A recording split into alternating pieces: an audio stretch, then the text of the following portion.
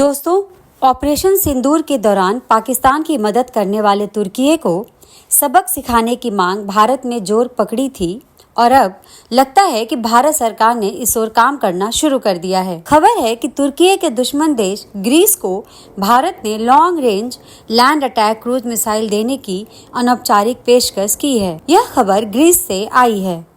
Greece city times ने अपनी report में दावा किया है कि भारत ने long range land attack cruise missile, जिसे LRLCM कहा जाता है, उसकी आपूर्ति के लिए ग्रीस को एक अनौपचारिक प्रस्ताव दिया है। ये दावा उस वक्त किया गया है जब पिछले महीने भारतीय वायुसेना के प्रमुख AP सिंह ने ग्रीस का दौरा किया था। ग्रीस सिटी टाइम्स ने ये खुलासा डिफेंस न्यूज IADN के हवाले से किया है। रिपोर्ट में कहा गया है कि LRLCM अत्यधिक एडवांस मिसाइल है, जिसका पहले से भी भारतीय सेना इस्तेमाल कर रही है।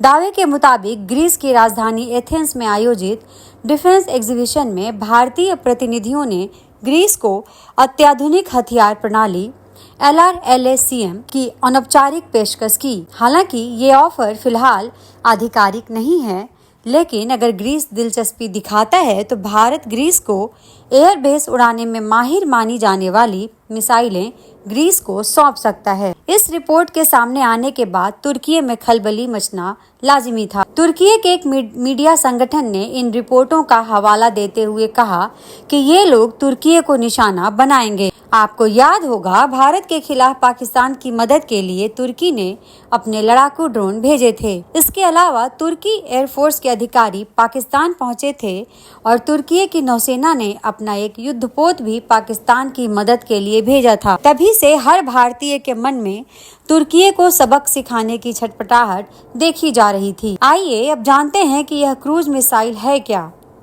तो LRLCM लंबी दूरी तक मार करने वाली एक क्रूज मिसाइल है, जिसकी मारक क्षमता 1500 किलोमीटर है।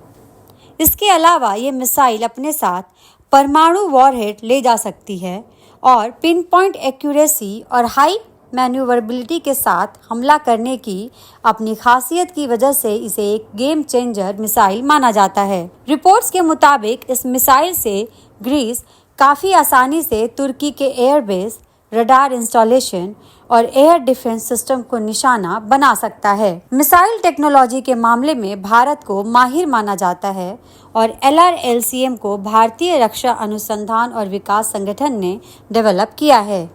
ये मिसाइल भारत की लंबी दूरी की स्ट्राइक क्षमताओं का प्रतीक है। रिपोर्ट के मुताबिक ये निर्भय मिसाइल पर आधारित है, लेकिन इससे काफी ज्यादा जटिल टेक्नोलॉजी का इस्तेमाल किया गया है। इसका टेस्ट पहली बार 12 नवंबर 2024 को ओडिशा के चांदीपुर स्थित इंटीग्रेटेड टेस्ट रेंज से किया गया था। इस मिसाइल के 2 वेरिएंट हैं। एक वेरिएंट जमीन से मार करने वाली है, जिसकी रेंज 1500 किलोमीटर है, और दूसरा वेरिएंट नौसेना के लिए है, जिसकी मारक क्षमता 1000 किलोमीटर है। इस मिसाइल की सबसे बड़ी खासियत ब्रह्मोस मिसाइल की ही तरह जमीन से काफी सटकर उड़ान भरने की क्षमता है।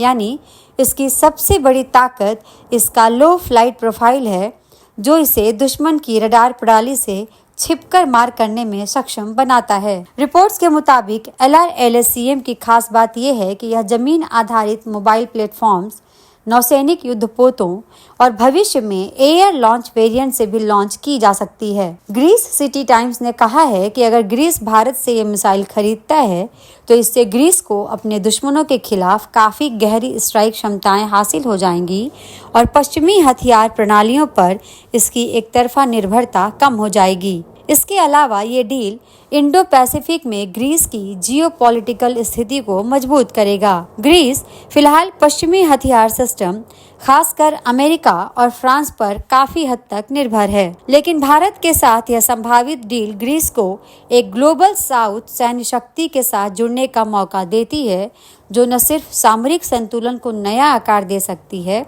बल्कि ग्रीस को भी अगेन सागर क्षेत्र में डीप स्ट्राइक क्षमताओं से लैस कर सकती है। दोस्तों, हमारे इस वीडियो को लाइक, शेयर और चैनल को सब्सक्राइब जरूर करें। धन्यवाद।